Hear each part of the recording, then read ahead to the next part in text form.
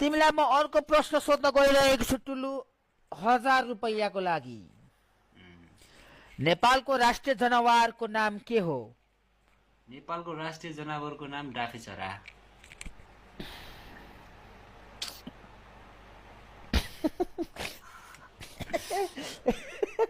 ओइ डाँफेचरा त कहाँबाट जनावर भयो?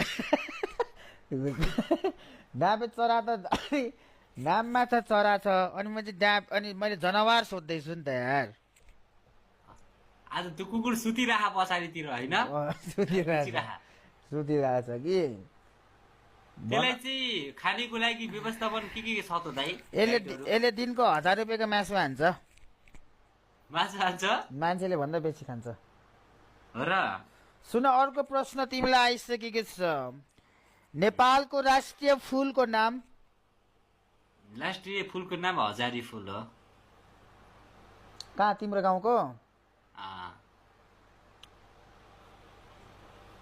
हजारी फुल अरे?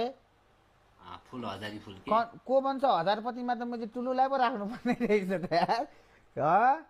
टुलुले त ओभर गर्ने रहेछ त। अनि को भन्छ हजारपतिमा त? अर्को प्रश्न आइसकेको छ टुलु चाहिँ तपाईँको मोनिटर स्क्रिनमा 1000 रुपियाँको लागि। फेरि पनि 6 एकान 6 6 दुना 18।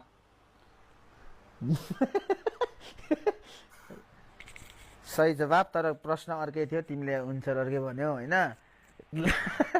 अर्को प्रश्न ल।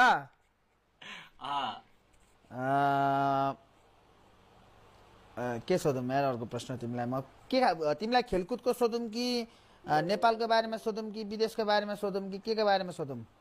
सोध्नु अब जाने जति भनौँला। युएसए भनेको कुन देश हो? युएसए भनेको युरोप कन्ट्री।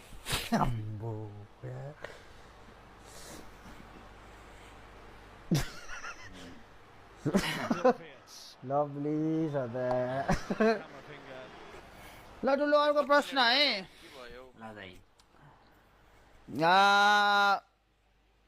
युएसए भनेको युरोप कन्ट्री हो भने अस्ट्रेलिया चाहिँ के हो? अस्ट्रेलिया चाहिँ जर्मनीतिर पर्छ।